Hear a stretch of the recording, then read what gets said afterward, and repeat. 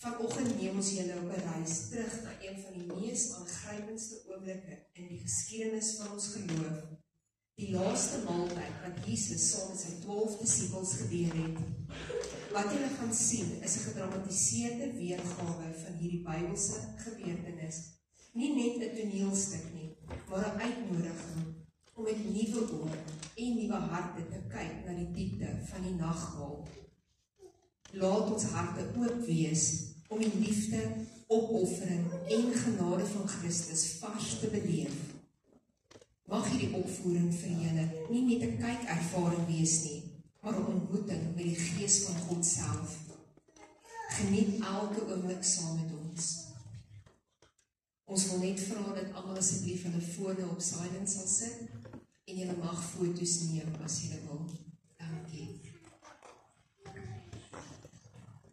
Kan jy julle oë toemaak asseblief?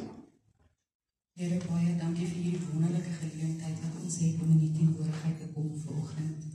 Here, U is almagtig, U is heilig, U is koning en U regeer. Here, dankie dat ons hierdie geleentheid het om vanoggend hier te wees. Ek wil ook vra, Here, dat U elkeen sal sien wat vanoggend hier is, Here, hulle tyd uitgekoop het hier te wees. Here, mag alles wat ons doen vanoggend U naam verheerlik. Ek vra dat U alle verrigtinge sal seën vanoggend, Here. Ons loof U, ons prys U en ons eer U, Here, want U alleen is waardig om aanbid te word. Aan U al eer in Jesus naam. Amen.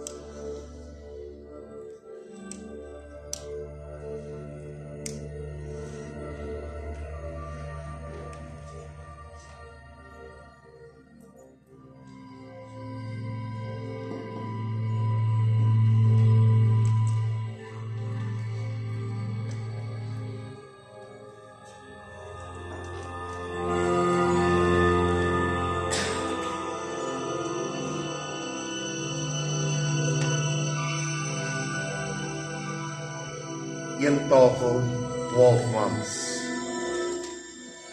Een goddelike moment. 2000 jaar gelede het 12 manne in Jerusalem die Paskaseder gevier. Toe al rabbi en meester Jesus aan hulle gesê het dat dit al laaste sedersaam sou wees. Hy het ook verduidelik dat dit profetiese betekenis gehad het. Jerusalem tydens die Pasga.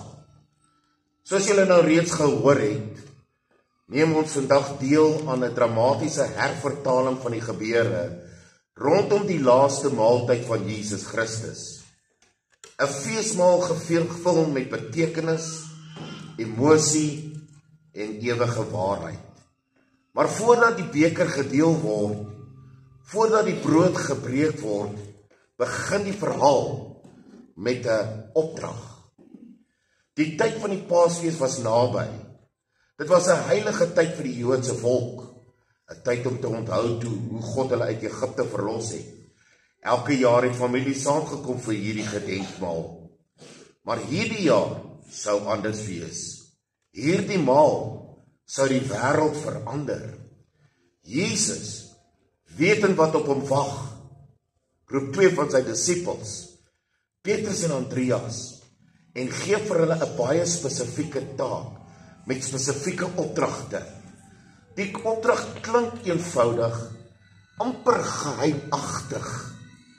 Hy sê vir hulle, gaan na die stad. Daar sal julle 'n man ontmoet wat 'n kruik water dra. Volg hom. Waar hy ingaan, sê vir die eienaar van die huis, die meester vra, waar is die vertrek wat ek saam met my disippels die Paasmaal kan eet?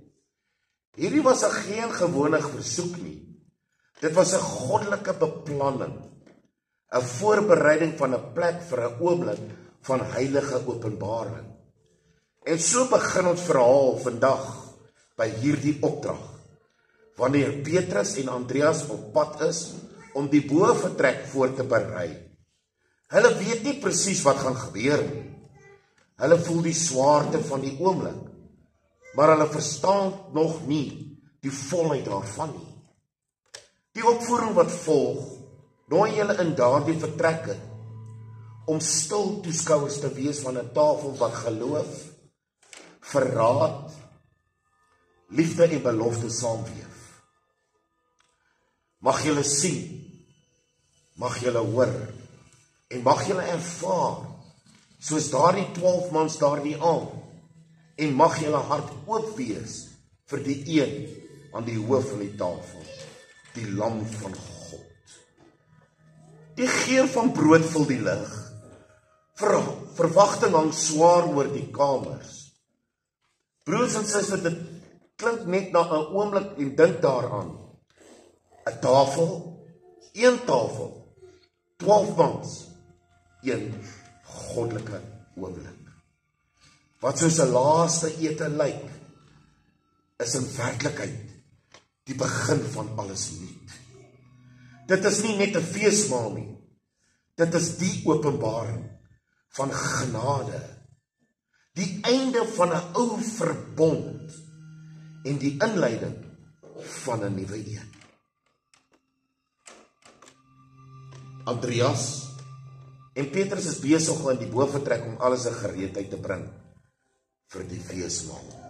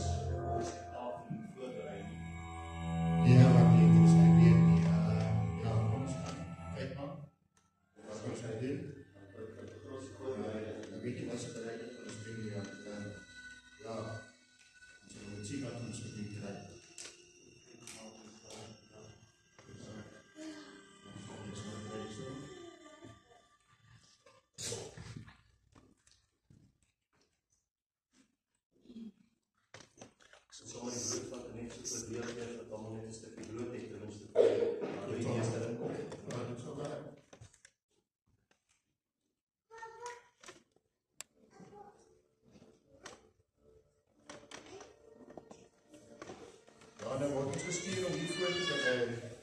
Petrus. En ek weet nie hoeveel die Messia dit hê nie.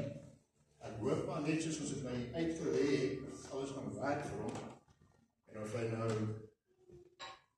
bly gaan wees hoe dit ons uitgesit vir hom.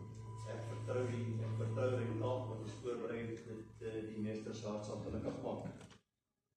Ek moet so wat so uitgerooi en testament om dit te doen, omdat ons ek kies te weet. Amen. Ons gaan saam.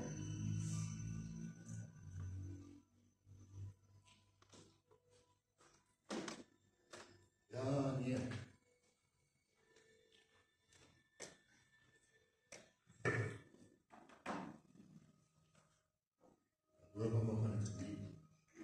Ek glo die saam is baie spesiaal voorberei en ek glo die meester sal baie beïndruk wees en dit wat ons vanoggend doen. Het jy die visse onder? Dit sal kom. Sal dit kom? Ja, dit sal seker. Ek dink die meester sal gelukkig wees met dit voorberei tot die beste van ons vermoë. Ja. Ek weet nie speel. Kyk, die Messias praat nou weke man, hoor. Weke wat hy nou praat van lyd. Ek wonder wat vanaand hy hier met hom. Ja, die vraag is, wat se lyding praat hy van ons? Wegneem, ons weet nie, ons sal maar wag en kyk en hoor. Wat kan hy vir ons sê? Wat gaan hy vir ons, wat kan hy deel met ons? Dit is vir ons absoluut onbekend wat die gesprekke hier sal wees, en dan die meester kom om ons te sê wat is die boodskap. Ons sal maar met kyk en kyk wat gaan gebeur.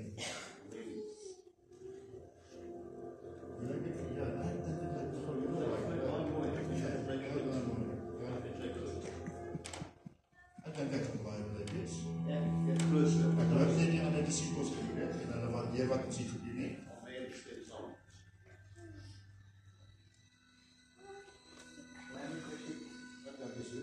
Alles is op sy plek, ek glo jy weet ja, tevrede wees. Ons sit maar aan ons vijande. En ek wil hier moet ek vat weer. Goed.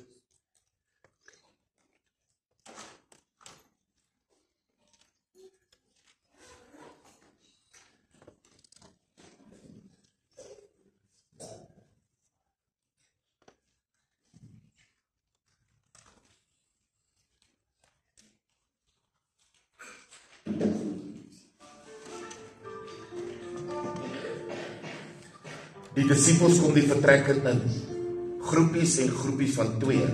Hulle neem hulle sitplekke en hulle wonder waaroor vandag so spesiaal in 'n bovertrek by mekaar gekom gaan word. Hulle wonder wat gaan die Messias met hulle deel.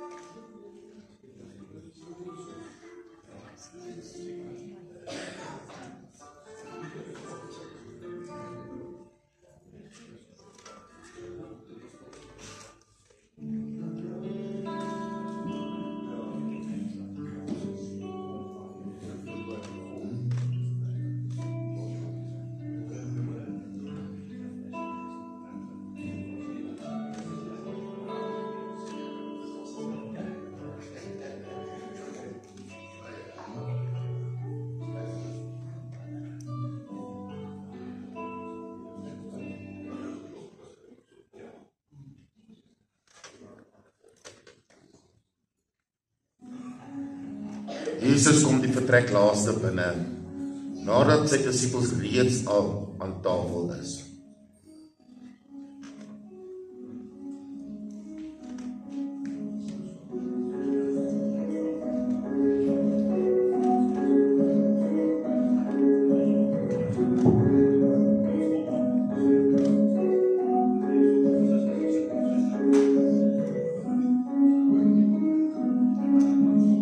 Hallo my disciples. Is God julle almal hier te sien vanaand?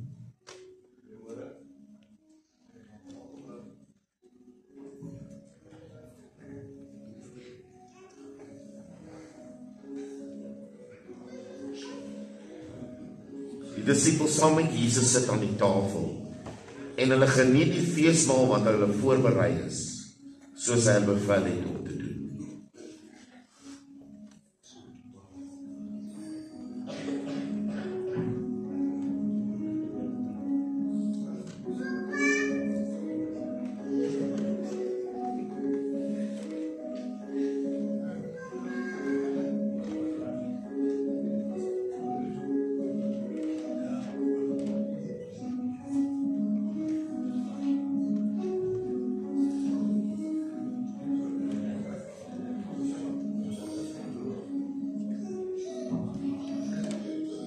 Jesus neem die gevlegte brood en breek dit in stukkies en hy verdeel dit onder sy disippels. Op die tafel is daar bakkies met doopsous en hulle doop dit in die brood daarin. Die gevlegte brood, die challah, dra diep simboliek, veral binne die Joodse tradisie en in die konteks van die feesmaaltye soos die Pasga. Die brood wat gevleg is in 3 dele verduidelik die drie-eenheid van God. Die 3 vlegsels van die stringe brood herinner gelowiges aan drie-eenheid: Vader, Seun en Heilige Gees. Die saamvlegting verteenwoordig hoe hierdie 3 een is, onafskeidbaar, verweef in 'n wese en doel. Die verlede, die hede en die toekoms. Net so bestaan die mens uit siel, gees en liggaam. Die gevlegte brood nooi die eter uit om die dankbaarheid te onthou, met bewustheid te leef en met hoop te kyk wat na kom. Onthou waar hy vandaan gekom het, voordat die Here sy siel gered het. Bewustheid van God, wie hy in hulle lewe is, en hoop op die ewige lewe saam met ons Meester en Skepper. Die handgevlegte brood verteenwoordig eenheid en verbondenheid. Net soos die gemeenskap van gelowiges aan die tafel van die Here sit, saamgebind in geloof en deur sy onbaatsigtelike genade. Die gedeelde brood by die nagmaal is nie net kos nie, maar 'n teken van gebroke liggaam en 'n gedeelte van liefde.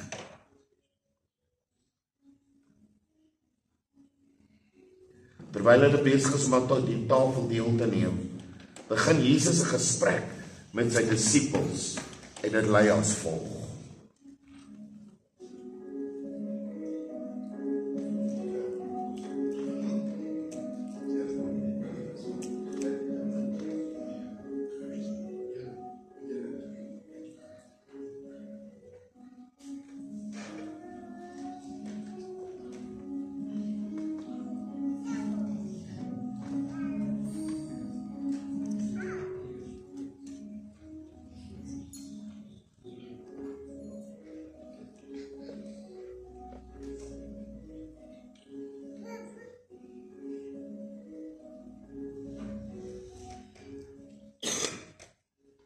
Maar kyk,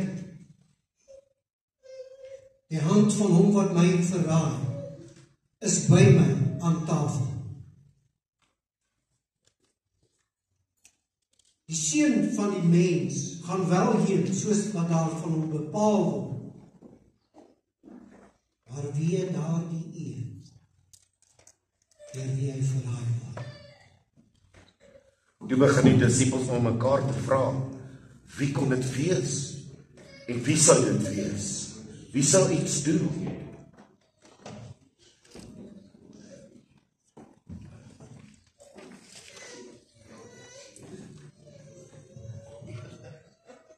Johannes, ek wonder van wie praat die meester. Weet ons almal sit hier, ons kyk rond, niemand weet wie hierdie persoon gaan wees nie. Ek dink jy moet hom vra asseblief. Here, maar wie is dit dan wat jy gaan verraai? Dit is die een aan wie ek die stukkie sal gee nadat ek dit ingedoop het. Die seun van die mens gaan wel heen volgens wat daar geskrywe is. Maar wie daardie man, deur wie die seun van die mens verraai word? Dit sou vir hom beter gewees het as hy nie gebore was nie. Die disippels vra die meester afsonderlik en op beurt af of dit dalk hulle kan wees.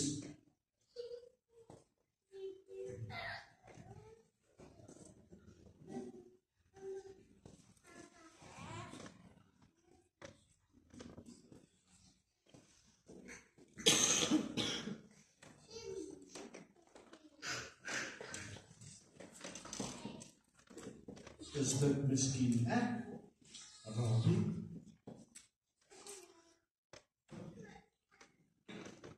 Judas, jy het dit gesê. En toe hy die stukkie indoop, gee hy dit aan Judas Iskariot, die seun van Simon. Wat jy doen, doen dit haastig.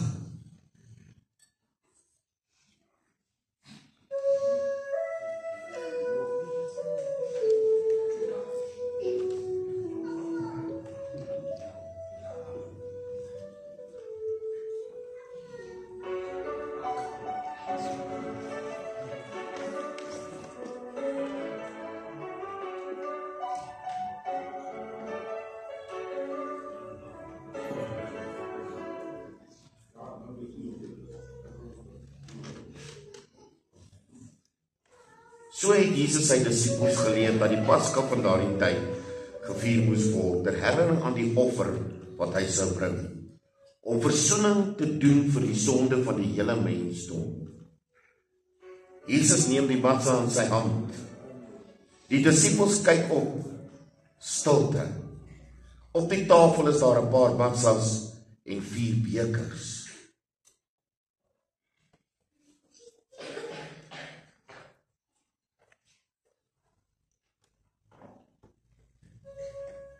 Ek het baie sterk daarna verlang om hierdie saam met julle te eet, voordat ek ly. Ek gaan gebreek word vir julle, gerooster word, deurboor word, sonder gis. So sal ek gebreek word, om aan julle my liefde te bewys.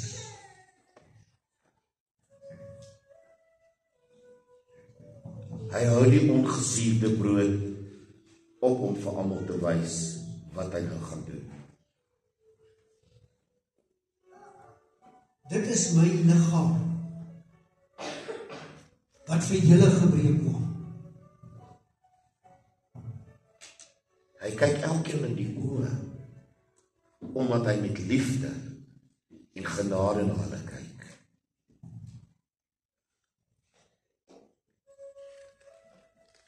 Matsa, die brood van herinnering, die brood van verlossing, die brood van Christus.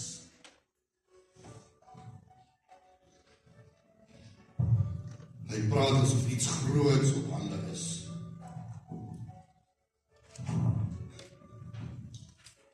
Wat bedoel die meester?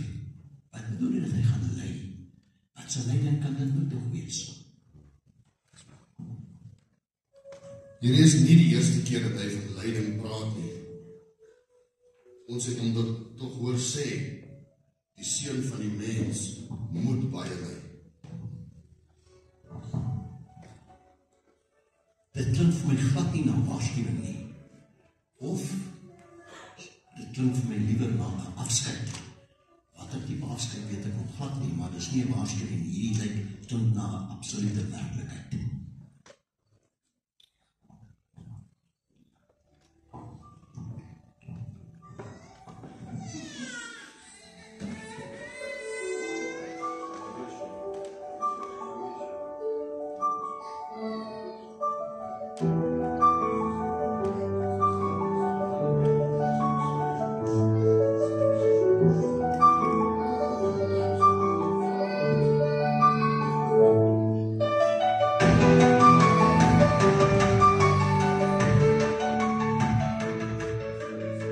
Die Messias sou verwerp word. Hy was verag en deur die mense verstoot. 'n Man van smarte en vertroud met lyding. Soos een vir wie mense die gesig wegdraai. Hy was verag en ons het hom nie gereken nie.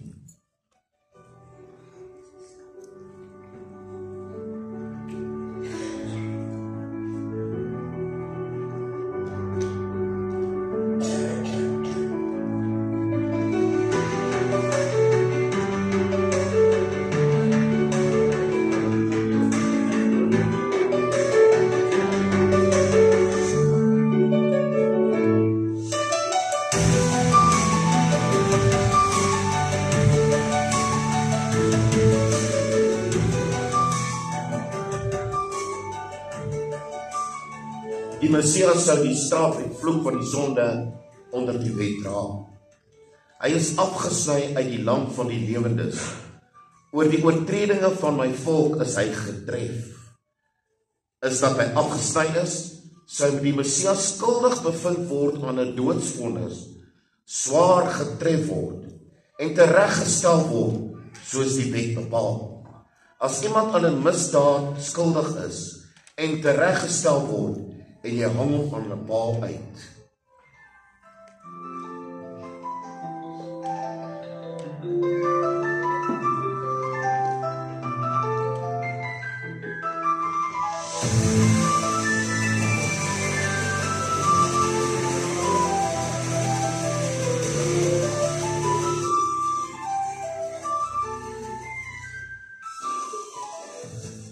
Sy hande en sy voete sou deurboor word, en daar sou vir sy klere geloot word.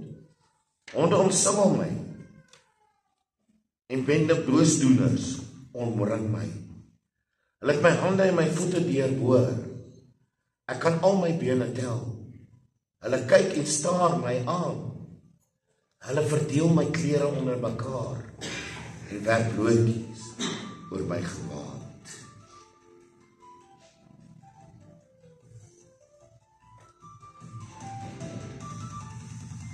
Hierdie maaltyd, hierdie beker, hierdie brood. Hy sê dit is voordat hy ly.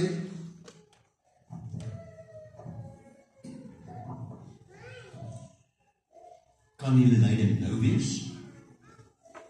Kan dit môre wees? Wie gaan weet? Gaan ons hom werklik nie weer sien nie? Gaan hulle hom seermaak? Gaan hom wegneem of gaan hom aanhou? Maar hy sit hier by ons. Maar hy praat asof hy reeds op pad is. Na pyn, na bloed, na iets wat ons nie kan keer nie.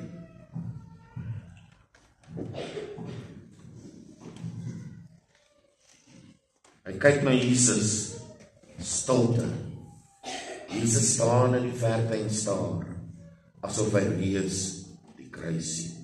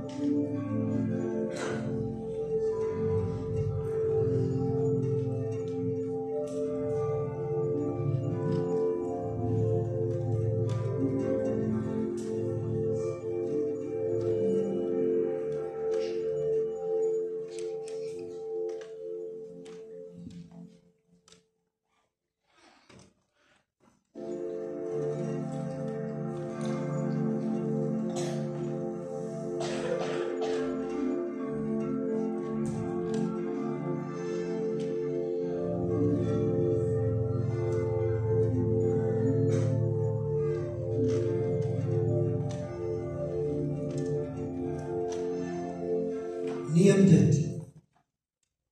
Eet daarvan. Dit is my liggaam wat vir julle gebreek word.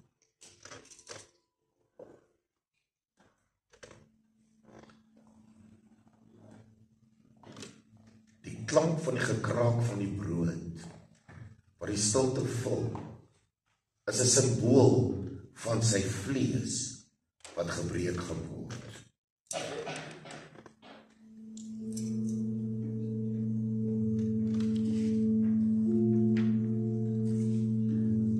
Petrus, Jakobus en Johannes gaan staan agter die Messias om hom in die oomblik te versterk, as aanduiding van hulle omgee en hulle diepe ondersteuning. Sy hande, dieselfde wat blindes genees het, wat kinders geseën het, toe hy sê, laat die kindertjies na my toe kom, en verhinder hulle nie, want aan sulkes behoort die koninkryk van God. Breek nou die brood, want binnekort sal sy liggaam gebreek word. Hierdie aanduiding kan hulle sien, breek sy hart meer as alles.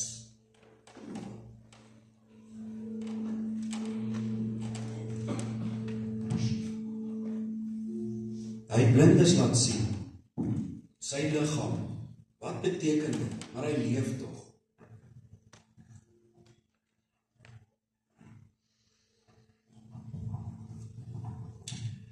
Matsa is die brood van haastige bevryding. Gestryk, gebreek, gerooster, net soos die profeet Jesaja gesê het. Dit is my liggaam wat vir julle gegee word. Doen dit tot my gedagtenis.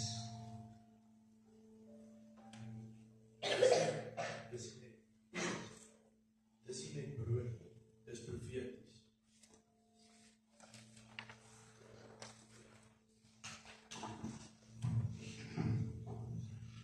Waarlik, hy is die lam.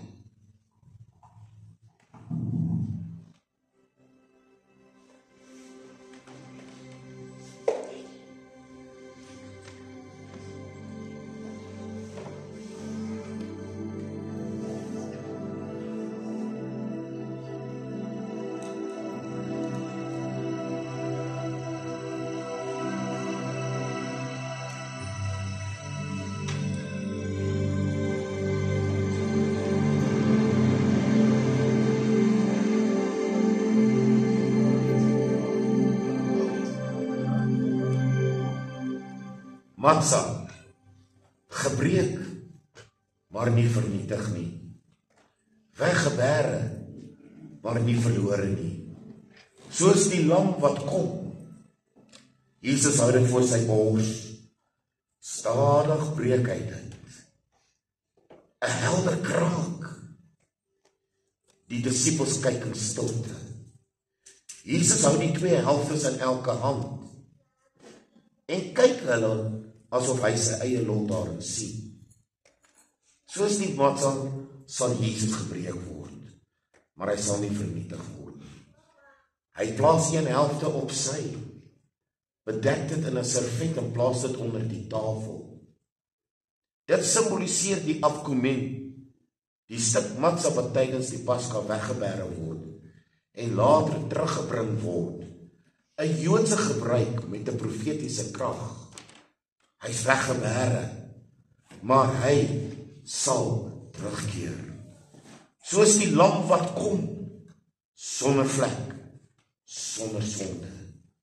Gesteek, gebreek, geoffer, maar lewe, dit gee hy.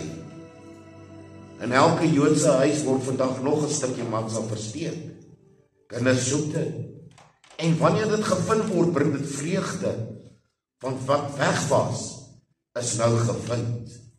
Soos die seun wat sou sterf, maar meer, hy sou weer opstaan.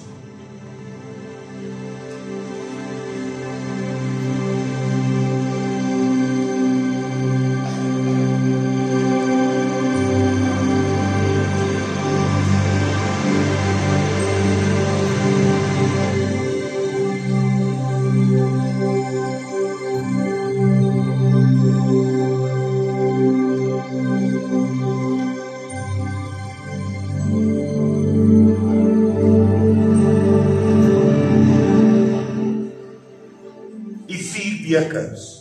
Op die tafel is daar 4 bekers. Die eerste beker, die beker van heiliging.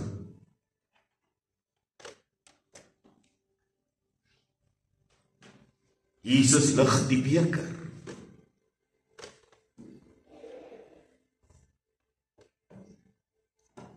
Wat sê hy? Ek lei julle uit. Hierdie is die beker van heiliging.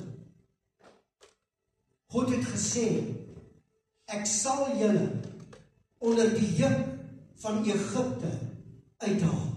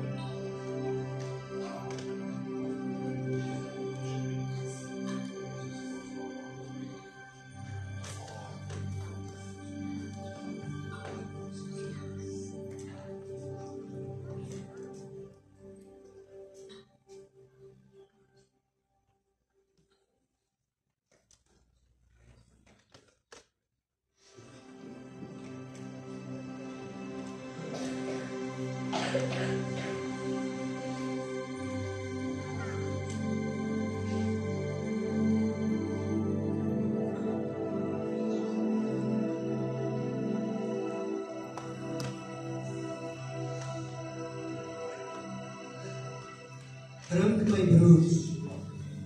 God het gesê ek heilig julle vir my doel.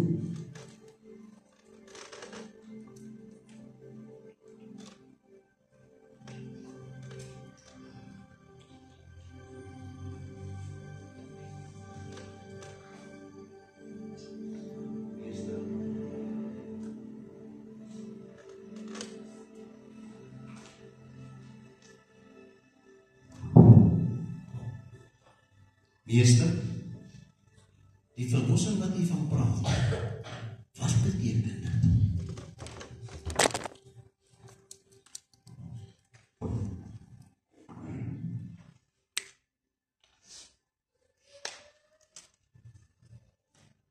Die tweede beker.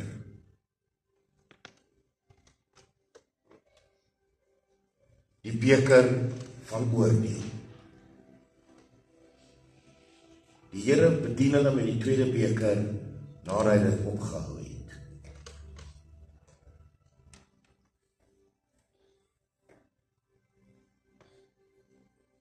Isakie, ek verlos julle.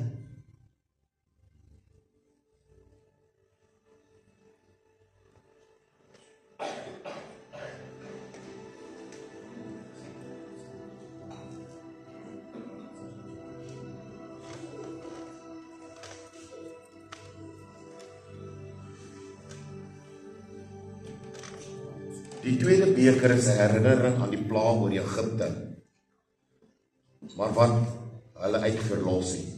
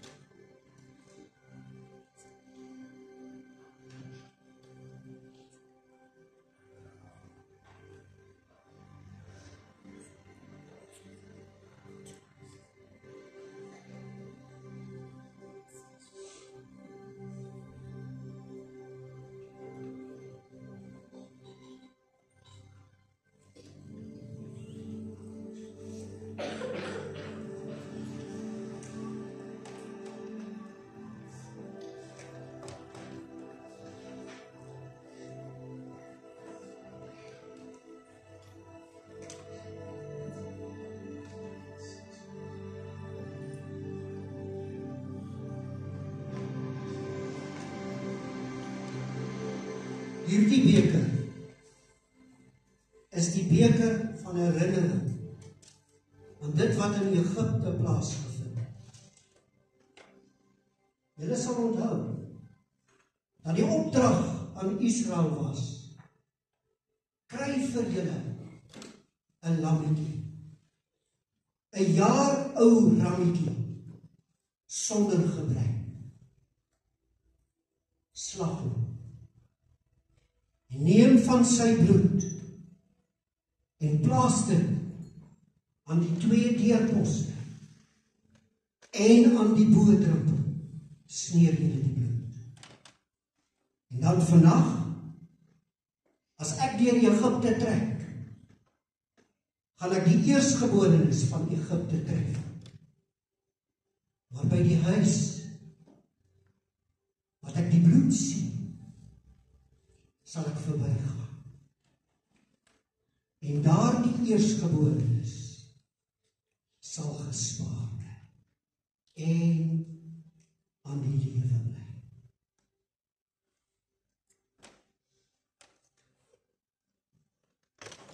Maar nou moet julle onthou, hierdie bring ek 'n groter verlossing vir julle. Nie van 'n dier nie, maar van myself. Druk almal daarby.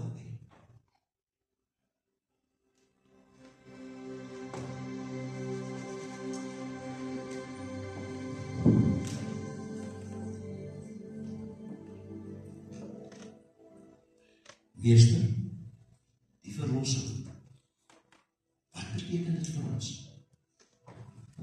Petrus, die verlossing van sonde en van die dood. Want sonde bring die dood voor. Ek, hierdie bloed van my, maak julle vry van die kettinge van die dood.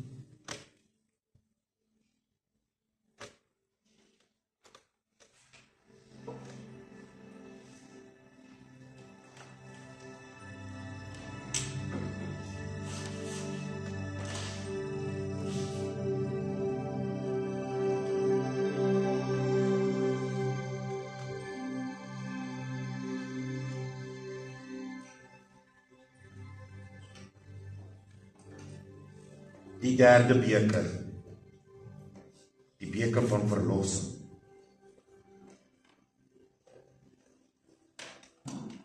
Hy lig hierdie beker en hy laat hulle weet hierdie een het 'n besonderse betekenis. Gehalte, hierdie is die beker met my bloed.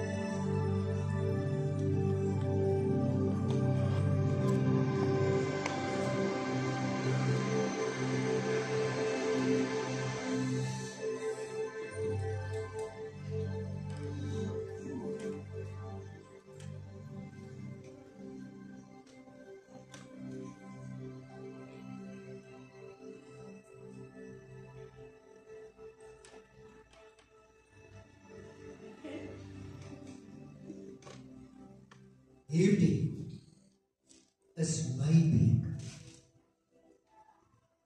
Omdat ek eersdaags die beker van die Vader gaan ledig, het ek die reg om hierdie beker vir julle aan te bied. Ek is die nuwe verbond. En ek is die lam wat geslag gaan word.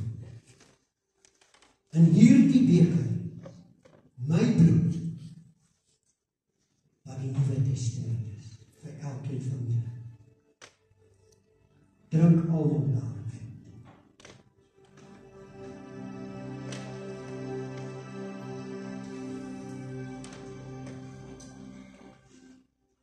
Nuwe verbond, deur u bloed, meester. Wat bedoel u daarmee? Is daar nie reeds 'n verbond gegee deur Moses nie? Perseel met bloed, bokke en bulle. Wat meer as dit kan dit wees? Thomas, daardie bloed het bedek, maar het nie genees nie. Dit het gesuiwer, maar dit was net vir 'n tydperk, nie vir ewig nie. Hierdie bloed is my bloed. Dit is die finale offer, Thomas. Nie van 'n dier nie, maar van die lam van God.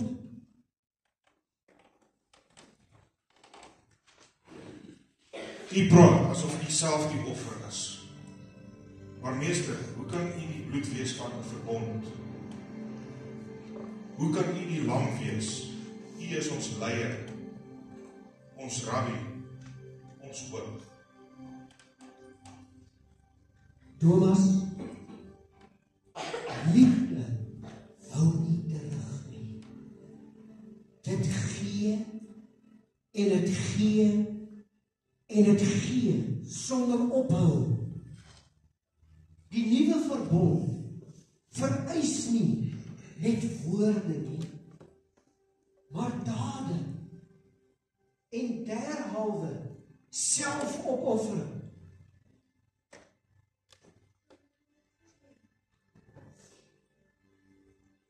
As u reg is, as dit u bloed is, dan is hierdie verbond iets wat ek nie verstaan nie. Maar is iets wat ek nie kan los. Ja. Thomas, jy vra omdat jy soek en jy sal vind. Jy sal weet wanneer jy die merke in my hande sal sien.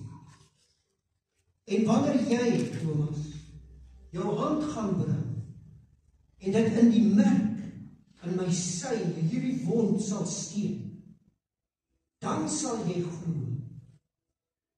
Ek is die lam, geslag vir almal. En hierdie beker is die Nuwe Testament in my bloed.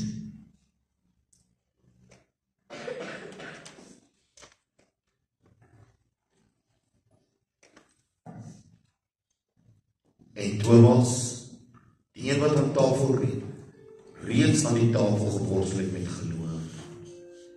En hoewel hy nie alles verstaan het nie, het hy begin proe aan die misterie van genade en in die beker van die verbond.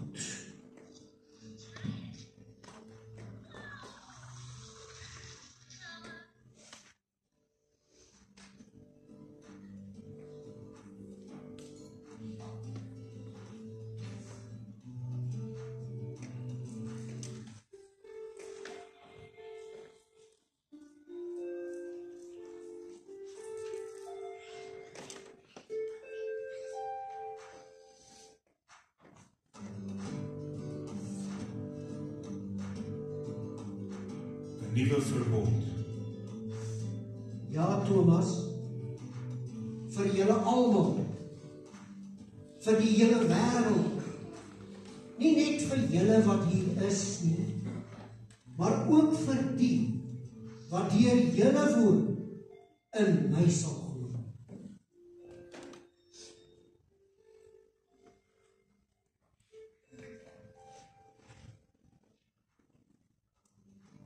Met die heilige soete atmosfeer in die boventrek, beweeg Jesus aan na die laaste beker, die 4de beker, die beker van aanvaarding.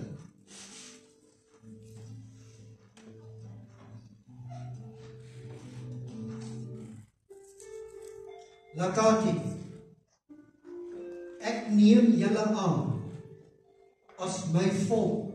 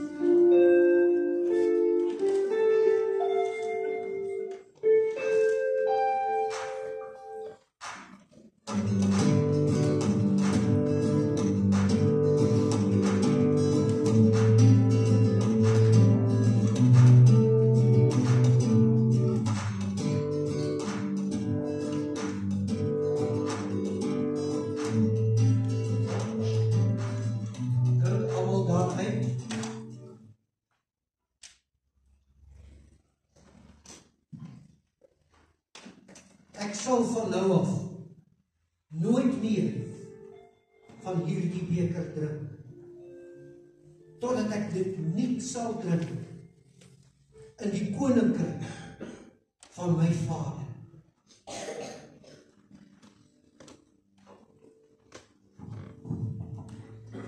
Rabbi, gaan u van ons weggeneem word?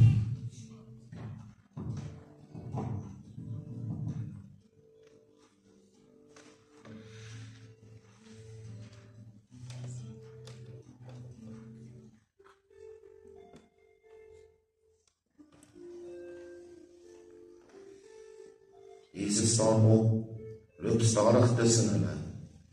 Hy plaas sy hand op elkeen se skouer. Hulle kyk hom stik aan. Hy spreek hulle toe oor sy bediening.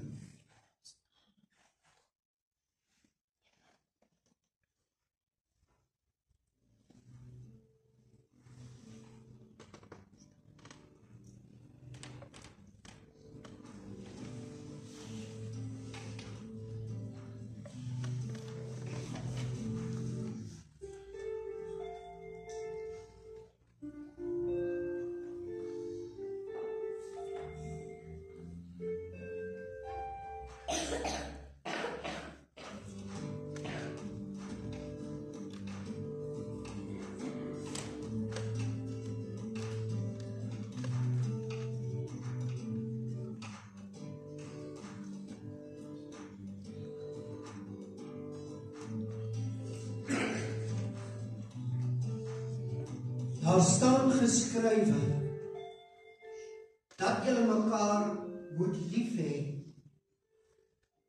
soos jouself. Maar ek sê, julle moet mekaar lief hê soos ek julle liefgehad. Daar staan geskrywe dat julle aan almal moet goed doen Maar ek sê, ja, julle moet aan almal goed doen, maar eerste aan die huisgenote van God.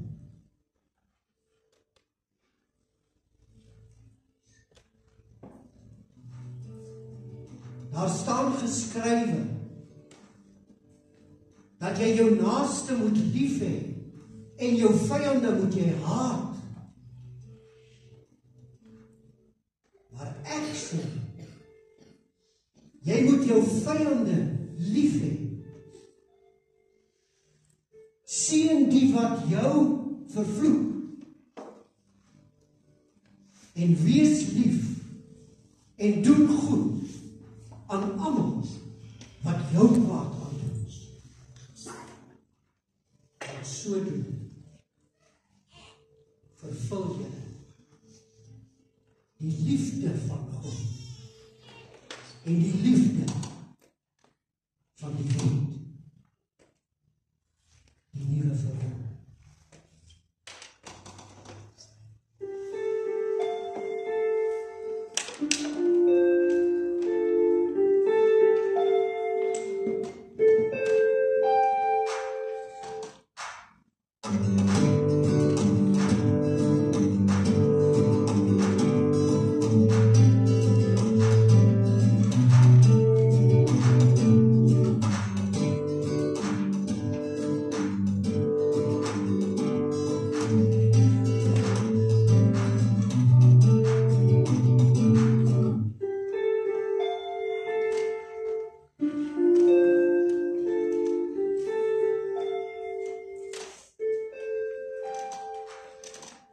So dikwels,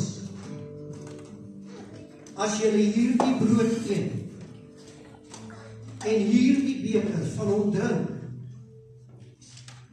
verkondig julle my dood tot ek weer kom.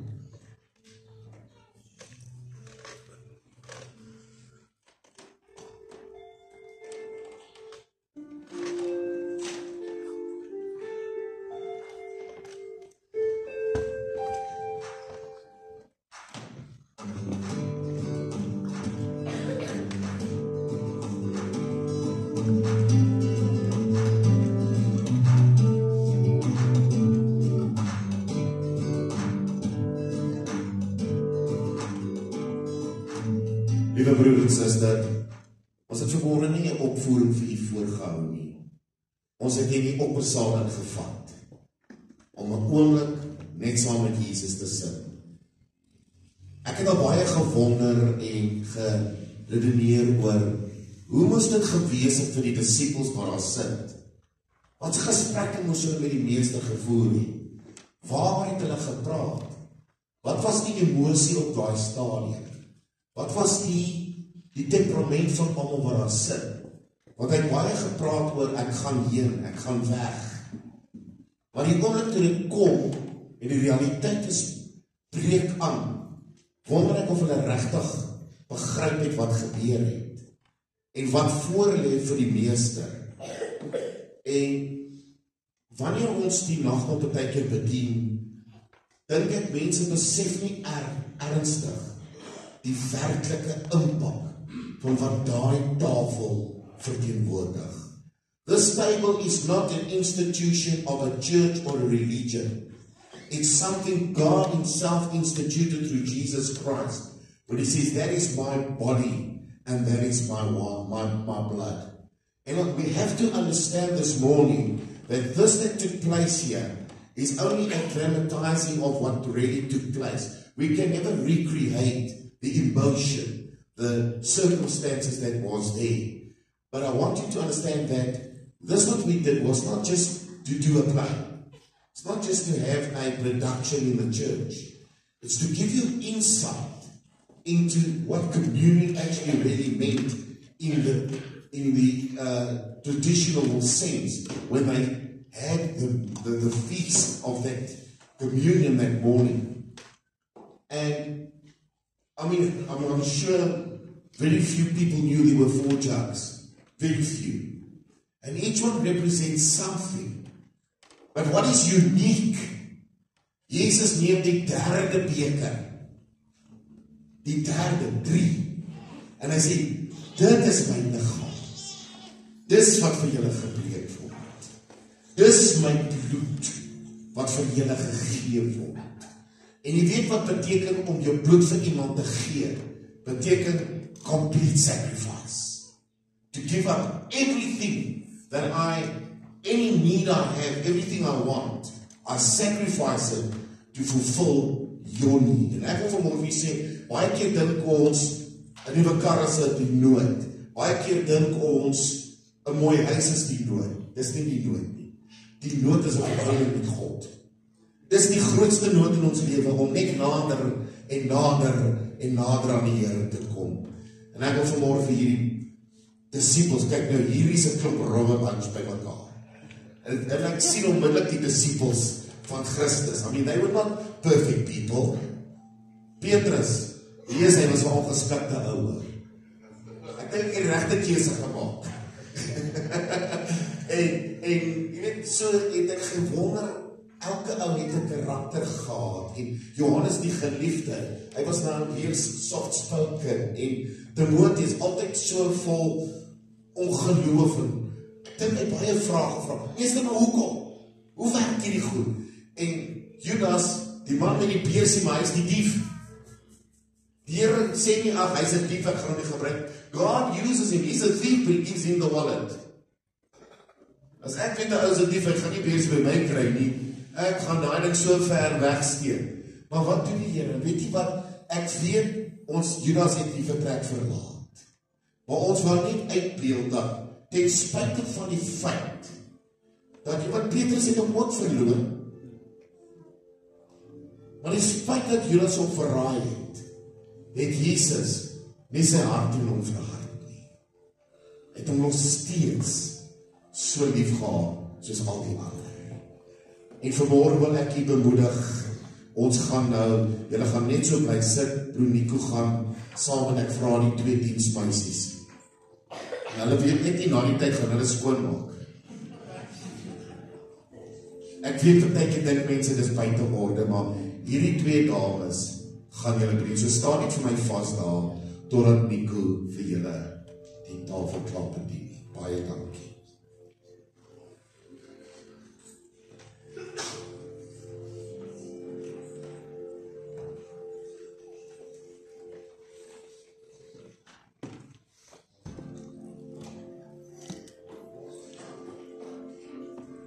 Paulus skryf vir ons in Korintiërs, hy sê in die aand toe die Here Jesus verraai is, het hy die brood geneem,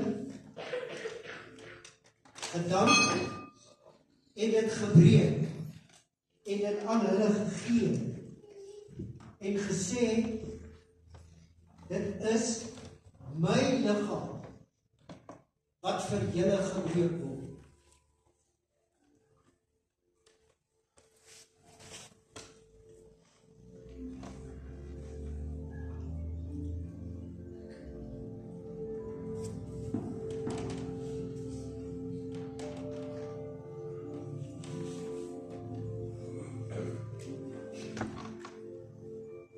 En daarna het hy die beker geneem, weer eens gedank, want dit is sy bloed. En hy het vir hulle aangebied en gesê, dit is my bloed in die Nuwe Testament.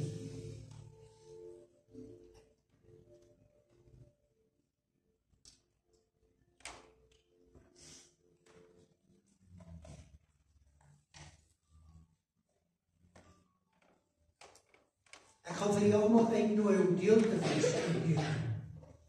Die Here Jesus het baie duidelik gesê vir sy disippels: as julle nie deel het aan hierdie, het julle nie deel aan my.